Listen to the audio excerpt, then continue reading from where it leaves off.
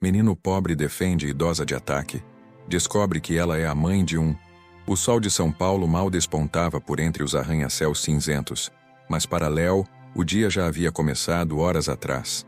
O aroma de café fraco e pão dormido pairava no ar do pequeno apartamento que dividia com a avó. Um santuário de silêncio e rotinas no coração pulsante da metrópole. Aos 17 anos, Léo carregava nos ombros uma responsabilidade que a maioria dos garotos da sua idade sequer compreendia. Seus movimentos eram econômicos, precisos como os de um velho artesão.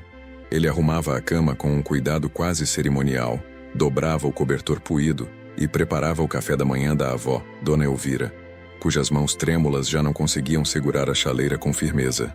Ele era uma sombra na paisagem urbana, um vulto que se movia com a cabeça baixa, os fones de ouvido velhos transmitindo mais chiado do que música, uma barreira frágil contra o barulho ensurdecedor da cidade e dos olhares que o atravessavam sem nunca o ver de verdade.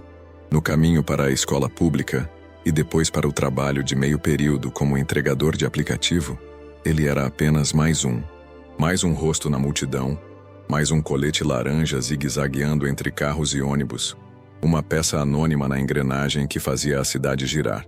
Sua resiliência não era barulhenta. Era uma chama pequena e teimosa, queimando em silêncio dentro de seu peito, alimentada pelo amor à avó, e por um sonho vago de um futuro onde a preocupação não fosse a primeira coisa a lhe dar bom dia. Enquanto Léo contava as moedas para o pão, do outro lado da cidade, em uma cobertura de vidro e aço com vista para o parque, o dia de Ricardo Monteiro começava de uma forma drasticamente diferente.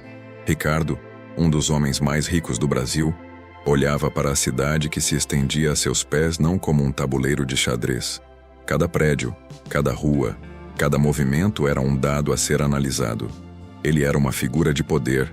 Sua presença exalava uma autoridade que silenciava salas e curvava vontades.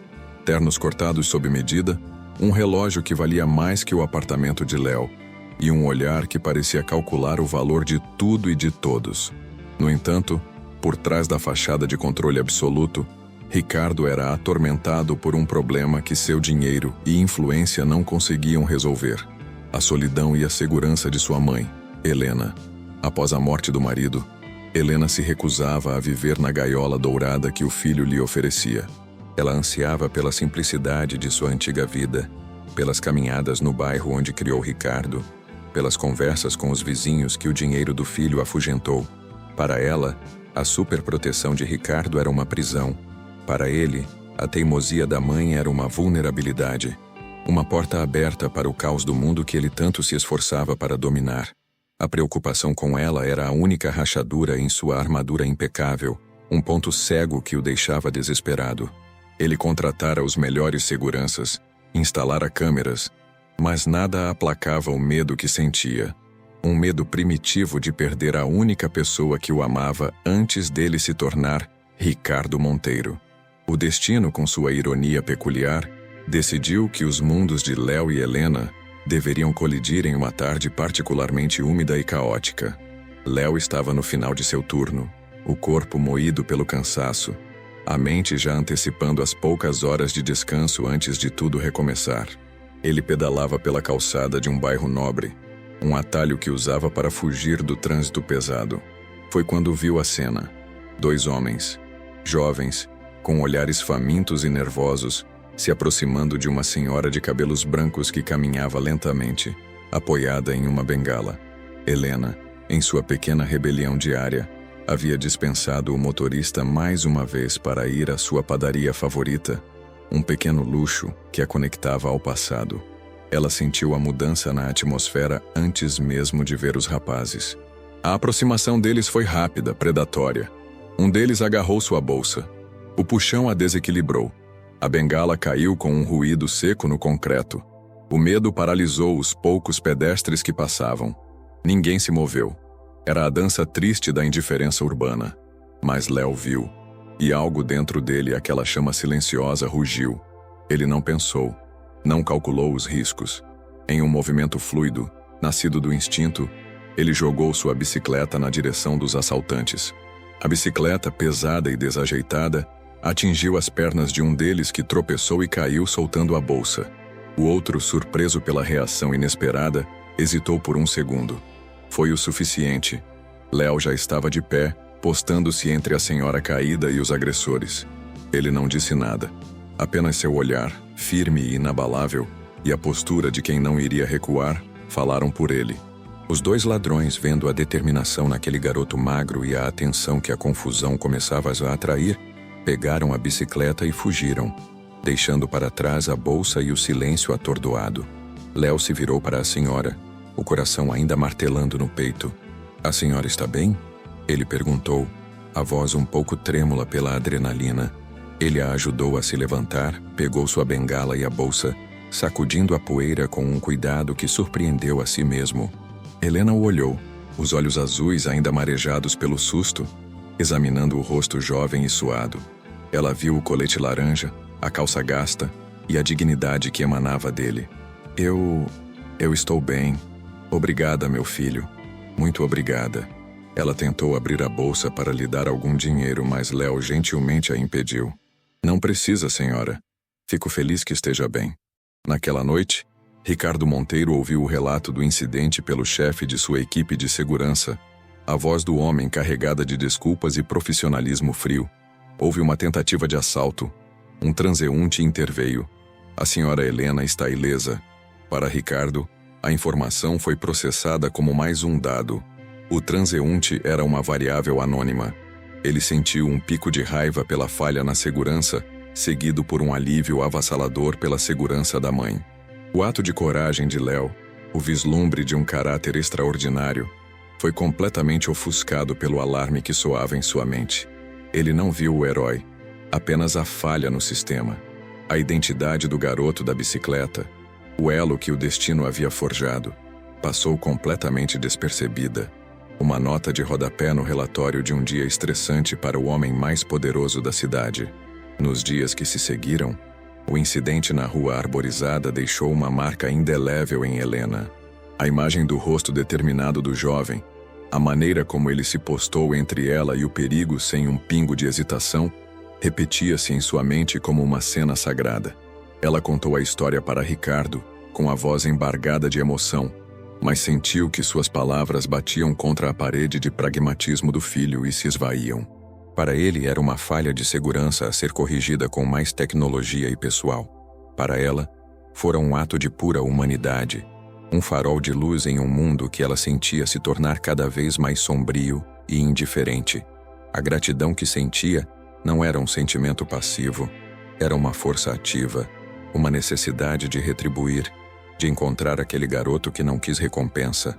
Com a tenacidade que o filho herdara, ela acionou discretamente um de seus antigos contatos, um advogado de causas sociais, pedindo que tentasse localizar um entregador de aplicativo que havia perdido a bicicleta ao defender uma senhora em tal dia e tal bairro. Mas a cidade era um oceano, e Léo, uma gota anônima. A busca se mostrou infrutífera, um beco sem saída na imensidão de São Paulo. Contrariada, mas não derrotada, Helena decidiu agir de outra forma. Se não podia encontrar o garoto, ela ajudaria o universo do qual ele fazia parte. Ela sempre se sentira culpada pelo isolamento que a riqueza de Ricardo lhe impôs, e agora havia uma chance de se reconectar, de usar sua influência para algo que o dinheiro do filho não podia comprar. Um impacto real e caloroso. Com uma determinação que surpreendeu a todos, ela mergulhou em projetos filantrópicos, mas com um foco muito específico e pessoal. Ela criou uma pequena fundação, batizada de Fundação Girassol, com o objetivo de apoiar jovens trabalhadores de baixa renda, especialmente os que, como Léo, cruzavam a cidade em duas rodas, expostos ao sol, à chuva e à indiferença.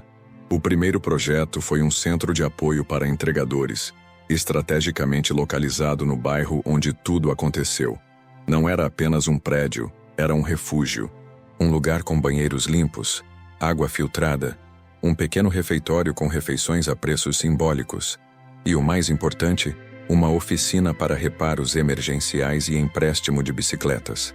Léo, que havia passado semanas extenuantes trabalhando em dobro para juntar dinheiro e comprar outra bicicleta usada, ouviu falar do centro por um colega a informação passada como um boato, uma lenda urbana. A princípio, desconfiou. Nada vinha de graça em seu mundo. Cada favor tinha um preço, cada ajuda, uma corda invisível. Mas o cansaço e a necessidade falaram mais alto. Ao entrar no local pela primeira vez, sentiu um misto de espanto e alívio que quase o fez vacilar.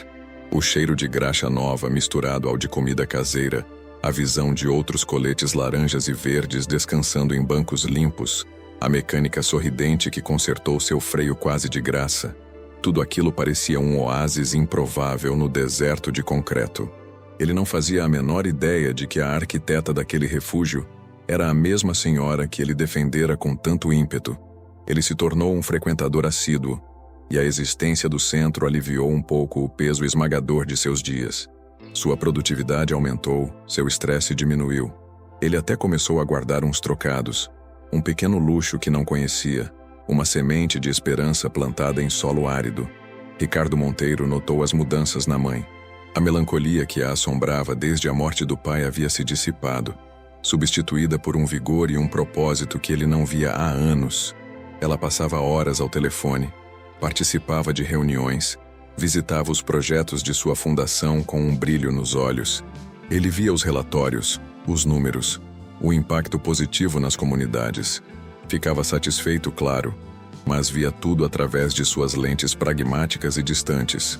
Para ele, a Fundação Girassol era um hobby caro, uma distração elegante que felizmente estava fazendo bem à saúde mental de sua mãe. Ele via os resultados, mas os atribuía ao dinheiro bem aplicado, à competência dos administradores que ele próprio havia sugerido que ela contratasse. A origem de tudo, a faísca inicial, o ato de coragem de um garoto anônimo, permanecia uma equação sem a sua variável principal. Ele sentia uma vaga curiosidade sobre o que exatamente havia despertado essa paixão em sua mãe, mas estava sempre ocupado demais para investigar a fundo. Considerava aquilo apenas sorte, um alinhamento favorável dos planetas que resolvia indiretamente uma de suas maiores dores de cabeça. Enquanto isso, no microcosmo dos entregadores, a sorte de Léo começava a atrair o tipo errado de atenção. O centro de apoio, embora aberto a todos, parecia beneficiá-lo de forma especial, simplesmente porque ele era um dos que mais precisavam. Ele fora um dos primeiros a usar a oficina, um dos que mais aproveitavam as refeições baratas para economizar cada centavo. Seus colegas, muitos deles mais velhos e mais calejados pela vida, começaram a olhar para ele com uma desconfiança ácida. Um deles, um homem chamado Jonas, de ombros largos e um olhar permanentemente ressentido, via em Léo um alvo fácil para sua frustração acumulada. Jonas liderava um pequeno grupo que dominava os melhores pontos de espera por pedidos e não gostava daquele garoto quieto que de repente parecia ter algum tipo de proteção invisível. "Olha lá o queridinho da fundação", Jonas rosnava para os outros, enquanto Léo passava com a bicicleta recém-ajustada. "Deve estar fazendo alguma coisa por fora para ter tanta sorte." Os sussurros se espalhavam como veneno, contaminando o ar. Pequenas sabotagens começaram a acontecer. Um pneu esvaziado enquanto ele estava no refeitório, um pedido roubado na tela do celular por alguém que o empurrou sem querer. Léo sentia a hostilidade crescendo, uma nuvem escura que ameaçava o pequeno oásis que ele havia encontrado. Ele não entendia o motivo. Acostumado a ser invisível, agora se via no centro de um furacão de inveja e suspeita, sem saber que o verdadeiro motivo de sua sorte era um ato de bondade que ele mesmo havia plantado semanas atrás. A conexão entre seu heroísmo e a melhoria em sua vida era um fio invisível, mas a animosidade que isso gerava em seus colegas era bem real e palpável, tornando-se mais uma batalha silenciosa que ele precisaria enfrentar no asfalto quente da cidade. A calmaria na vida de Helena e a paz recém-descoberta de Léo eram frágeis demais para durar. A engrenagem do mundo dos poderosos, que por um momento pareceu girar a favor deles, de repente mudou de direção com uma violência brutal. O problema de Ricardo Monteiro, que ele acreditava estar contido pela filantropia da mãe, escalou para um nível crítico. O terreno onde a Fundação Girassol havia fincado suas raízes, um antigo galpão que Helena alugara com um contrato de longo prazo, tornou-se o alvo de uma gigante da construção civil A mesma com a qual Ricardo mantinha uma rivalidade feroz no mercado. De uma hora para outra, uma cláusula obscura no contrato foi ativada. Uma brecha legal minúscula, mas potente, que permitia a rescisão imediata para projetos de maior interesse urbano. O tal projeto era um condomínio de luxo, impessoal e excludente. A notificação de despejo chegou como uma sentença de morte para o oásis dos entregadores. Para Helena, a notícia foi devastadora. Aquele centro não era apenas um projeto, era seu coração pulsando fora do peito. Ver a ameaça de sua destruição era como reviver a perda, a impotência. Sua energia vibrante se esvaiu, substituída por uma ansiedade palpável que a fazia perder o sono. O brilho em seus olhos apagou-se, e o fantasma da antiga melancolia voltou a assombrar os corredores da cobertura. Ricardo, ao ver a mãe murchar, sentiu uma fúria gelada. Aquele ataque não era apenas um negócio, era pessoal. Ele mobilizou seu exército de advogados, os melhores do país, e injetou quantias obscenas de dinheiro na batalha jurídica. Mas a rival era igualmente poderosa, e a briga se arrastava nos tribunais. Um impasse de titãs onde a burocracia e a corrupção velada pareciam vencer a lógica e a justiça. A pressão sobre Ricardo era imensa. Pela primeira vez em muito tempo, ele se sentia encurralado, seu poder se mostrando inútil contra um problema que atacava sua única vulnerabilidade, a felicidade de sua mãe. Ao mesmo tempo, no nível do asfalto, a guerra contra Léo se intensificava. Jonas e seu grupo, vendo o desespero tomar conta do centro de apoio, sentiram-se validados em seu ressentimento. Para eles, a crise era a prova de que a sorte de Léo era uma farsa. A inveja se transformou em crueldade. As sabotagens tornaram-se mais diretas, mais perigosas.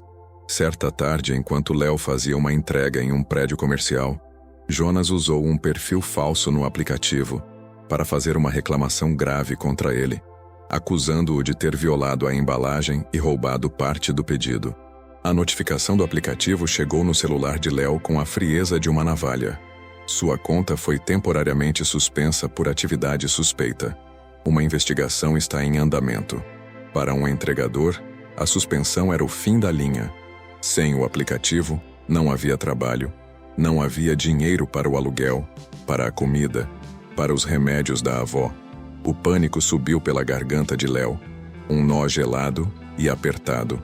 Ele estava sendo apagado do sistema, vítima de uma mentira que não tinha como desmentir. Ele se viu completamente só, um alvo indefeso na mira de uma maldade que não conseguia compreender. Com a batalha legal pelo terreno da fundação empacada, o desespero levou Ricardo a fazer algo que não fazia há anos: descer de sua torre e observar o mundo real. Ele queria entender o que aquele lugar tinha de tão especial para sua mãe, o que o tornava um campo de batalha tão vital. Disfarçado com um boné e roupas casuais, ele passou a frequentar os arredores do centro de apoio, observando o movimento, as pessoas, a energia do lugar. Foi então que ele começou a notar Léo. A princípio, Léo era apenas mais um colete laranja, mas havia algo em sua postura, em seu silêncio, que se destacava. A suspeita de Ricardo começou a tomar forma em uma tarde chuvosa. A notícia da suspensão de Léo havia se espalhado, e muitos dos entregadores, mesmo os que não gostavam dele, sentiram a injustiça. Léo, em vez de se isolar em seu desespero, estava no pátio do centro, debaixo de uma marquise, ajudando um novato a consertar a corrente da bicicleta. Ele explicava com paciência, com uma calma que contrastava com a tempestade que devia estar sentindo por dentro. Ricardo, de dentro de seu carro do outro lado da rua, observava a cena. Ele viu outros entregadores se aproximarem oferecendo a Léo um salgado, um copo de café, perguntando sobre a suspensão. Havia ali uma corrente de solidariedade silenciosa que os milhões de Ricardo não poderiam comprar. Foi então que o elo se formou em sua mente. Ele viu Léo pegar um panfleto sobre a ameaça de despejo que estava sobre uma mesa. Léo leu o documento com uma concentração feroz. Depois começou a conversar com os outros entregadores, apontando para o mapa do bairro no panfleto, gesticulando, explicando algo com uma urgência contida. Ricardo não conseguia ouvir, mas via a reação dos outros. A atenção, os acenos de cabeça, a mudança em suas expressões, de resignação para um brilho de indignação e propósito. Naquela cena, Ricardo não viu um simples entregador. Ele viu um líder improvável, um catalisador. A imagem do transeunte anônimo do relatório de segurança voltou à sua mente com uma clareza chocante. A coragem instintiva na rua, a resiliência silenciosa, a capacidade de inspirar solidariedade mesmo quando era a vítima. Poderia ser o mesmo garoto? A coincidência era absurda demais e Ricardo Monteiro não acreditava em absurdos. Ele começou a suspeitar ativamente que aquele garoto, de alguma forma improvável, não era apenas parte da solução, mas a própria origem dela. A força que reanimara sua mãe não era a fundação em si, mas o espírito que a havia inspirado. E esse espírito, ele começava a entender, tinha nome e rosto. Movido por essa suspeita crescente, Ricardo deu uma ordem ao seu chefe de segurança. Quero tudo sobre o garoto do colete laranja que acabou de ser suspenso no aplicativo. Tudo. E quero para ontem. A observação passiva havia acabado. Agora, a caçada por respostas estava prestes a começar. A tensão sobre a cidade parecia ter se condensado em um único ponto: o pátio da Fundação Girassol. O dia amanheceu cinzento e pesado, um prenúncio do confronto que se avizinhava. A construtora rival, impaciente com os entraves legais, havia marcado uma coletiva de imprensa para as 10 da manhã. Uma manobra agressiva para tomar a narrativa, pintar a fundação como um empecilho ao progresso e justificar a demolição iminente diante das câmeras. Para Léo, a manhã chegou com a frieza de uma guilhotina. Um e-mail final do aplicativo de entregas com seu texto impessoal e cruel informava que sua conta seria permanentemente desativada ao meio-dia. A menos que um milagre acontecesse, sua vida como ele a conhecia estava prestes a acabar. Seu crime: não ter como provar sua inocência. Movido por um desespero que se transformara em uma estranha calma, Léo decidiu passar suas últimas horas de trabalho no único lugar que lhe dera algum amparo. Ele foi para o centro de apoio não para se lamentar, mas para se despedir. Enquanto isso, em sua cobertura, Ricardo Monteiro lia o dossiê completo sobre Leonardo Alves. Cada página era um golpe. A foto do garoto era a mesma do rosto que ele observara pelo vidro do carro. O relatório confirmava com detalhes sórdidos que a denúncia contra ele fora feita por um perfil falso, rastreado até um celular pertencente a Jonas. E no anexo, a revelação final: o cruzamento de dados do GPS da bicicleta roubada de Léo com o horário e local do assalto à sua mãe. A prova irrefutável. Léo era o transeunte, o herói anônimo. Ricardo sentiu o chão sumir sob seus pés. Ao mesmo tempo, Helena, com uma fragilidade que escondia uma força de aço, vestia-se em silêncio. Eu vou, ela disse, a voz baixa, mas firme. Eles não vão destruir o que construímos sem que eu esteja lá para olhar nos olhos deles. Incapaz de dissuadi-la e aterrorizado pela sua exposição, Ricardo decidiu acompanhá-la, o dossiê queimando em sua pasta. O pátio estava um caos. Cabos, câmeras e jornalistas se misturavam aos entregadores, que formavam uma muralha silenciosa e apreensiva. Helena chegou amparada por Ricardo, seu rosto pálido, mas os olhos faiscando de desafio. Foi nesse momento que Jonas, cego pelo ódio e pela oportunidade de dar o golpe final, viu Léo perto da entrada. Ele precisava selar o destino do garoto, humilhá-lo publicamente para que não restasse dúvida de sua culpa. Olha só quem está aqui, Jonas gritou, a voz rasgando o ar tenso, fazendo com que várias câmeras se virassem para eles. O ladrãozinho veio ver a casa cair. Foi roubar o que é aqui hoje, moleque. Ele caminhou na direção de Léo, peito estufado, o rosto contorcido em uma máscara de desprezo. Você é uma farsa. Todo mundo aqui sabe que você não vale nada. Jonas o empurrou com força. Léo, pego de surpresa, cambaleou para trás, desequilibrado, em direção a uma pilha de materiais de construção que sobrara de uma pequena reforma. O que aconteceu em seguida foi uma coreografia do destino, executada em uma fração de segundo. O empurrão de Jonas não foi apenas um ato de agressão. Foi o dedo que acionou o gatilho. Ao trombar com a pilha, Uma viga de metal mal equilibrada no topo soltou-se e pendeu. Um pêndulo de morte balançando diretamente para o ponto onde Helena estava parada, paralisada pela cena. Ricardo gritou. O tempo pareceu se esticar, cada segundo uma eternidade. Mas Léo não hesitou. Ele não olhou para Jonas, não pensou em sua conta desativada, não ouviu os gritos. Em um borrão de movimento, impulsionado pelo mesmo instinto protetor que o movera semanas antes, ele se lançou para a frente. Ele não apenas empurrou Helena para fora do caminho, ele a cobriu com seu próprio corpo, usando as costas como um escudo. Um segundo antes da viga de metal desabar com um estrondo ensurdecedor no concreto, exatamente onde ela estivera.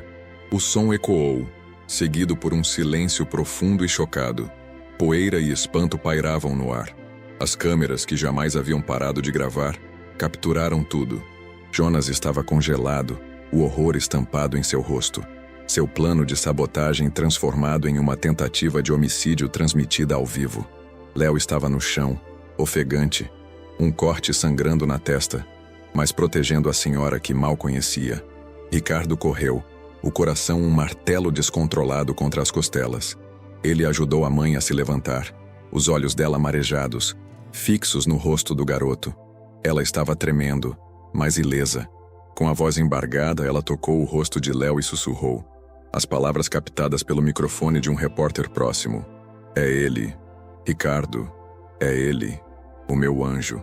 Naquele instante, a realidade caiu sobre Ricardo Monteiro com a força de uma avalanche. O relatório, a fundação, a liderança silenciosa de Léo, a denúncia fabricada. E agora, este ato final, inegável, de puro heroísmo.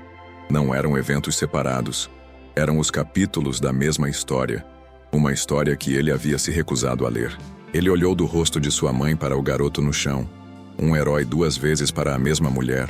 Um menino a quem o mundo, e ele mesmo, havia dado as costas. O espanto deu lugar a algo muito mais profundo. Uma onda de remorso tão avassaladora que o deixou sem ar. Ele não via mais um entregador, um problema, um dado estatístico. Ele via a genialidade do caráter em sua forma mais pura.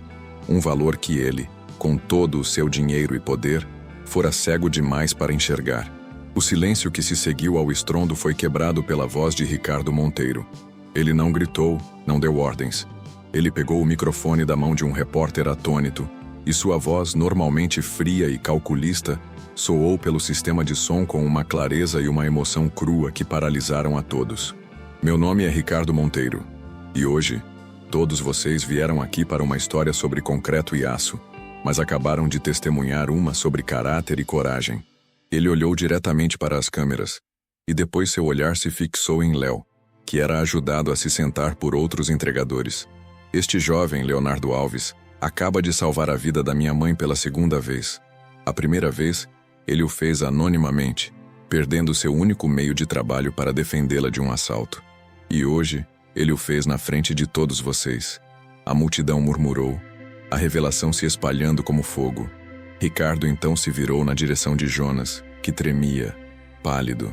Eu também sei que foi este homem, disse Ricardo apontando, que criou uma denúncia falsa para que Léo fosse banido do seu trabalho, um ato de inveja e crueldade. A justiça cuidará dele. E por fim, dirigindo-se aos executivos da construtora rival que assistiam a tudo atônitos, ele declarou: e quanto a este terreno, a Fundação Girassol não vai a lugar nenhum. A partir de hoje, ela está sob minha proteção pessoal e financeira. Encontrem outro lugar para construir seu prédio. As ações de Ricardo foram tão rápidas e decisivas quanto o instinto de Léo. Naquela mesma tarde, Léo e sua avó foram acomodados em um apartamento confortável, perto do centro, com a promessa de que nunca mais se preocupariam com o aluguel. A suspensão do aplicativo foi revertida com um pedido de desculpas humilhante da empresa após uma ligação de Ricardo. Mas a redenção do homem de negócios não parou aí. Ele se encontrou com Léo, não como um milionário concedendo um favor, mas como um homem pedindo um conselho. Eu não sei como administrar a fundação, Ricardo admitiu. Mas você sabe, você vive essa realidade. Eu quero que você a dirija, não como um favor, mas como um trabalho. Você será o diretor de operações da comunidade, com um salário digno e a autoridade para fazer o que for preciso. A transformação foi profunda para ambos. Léo, despido do peso da sobrevivência, floresceu. Sua resiliência silenciosa transformou-se em uma liderança confiante e empática. Ele conhecia cada entregador pelo nome, entendia as dificuldades e, com os recursos agora ilimitados, implementou programas de microcrédito, cursos de segurança e parcerias para cuidados de saúde. A Fundação Girassol tornou-se um modelo nacional de apoio ao trabalhador, tudo guiado pela visão de um jovem que antes era invisível. Ricardo, por outro lado, encontrou uma nova forma de riqueza. Ele aprendeu a enxergar o valor humano por trás dos números. Passava mais tempo com a mãe, não por obrigação, mas por prazer, ouvindo suas histórias sobre a fundação, aprendendo com sua sabedoria.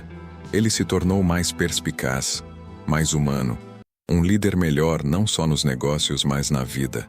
Meses depois, o sol brilhava forte no pátio da recém-inaugurada e expandida sede da Fundação Girassol. Não havia mais entulhos, apenas jardins, uma oficina moderna e um refeitório vibrante. No palco, Léo falava para uma multidão de jovens trabalhadores. Sua voz era calma, mas cheia de uma autoridade que vinha da experiência e da esperança. Ele não usava mais um colete laranja, mas uma camisa simples, e seus olhos não estavam mais baixos, mas fixos no horizonte. Na plateia, Helena chorava baixinho de orgulho, segurando a mão de Ricardo, que observava Léo não como um funcionário, mas como um mentor. Ele era a prova viva de que o maior ativo de sua vida não estava em suas contas bancárias, mas no caráter de um garoto que ele quase deixou passar. A cena era um testemunho de uma nova realidade, forjada na coragem e redimida pelo arrependimento. Histórias como a de Léo nos lembram que heróis raramente usam capas. Eles usam coletes de entregador, uniformes de trabalho, ou apenas a coragem de fazer a coisa certa quando ninguém está olhando. O verdadeiro valor muitas vezes reside onde menos esperamos, escondido pela nossa pressa e pelos nossos preconceitos. Se esta jornada de reconhecimento e transformação tocou o seu coração, ajude-nos a contar mais histórias como esta. Inscreva-se no canal para não perder nenhum capítulo da incrível experiência humana. Deixe o seu like se você acredita no poder da segunda chance e compartilhe este vídeo para que a mensagem de esperança e valorização alcance o mundo inteiro.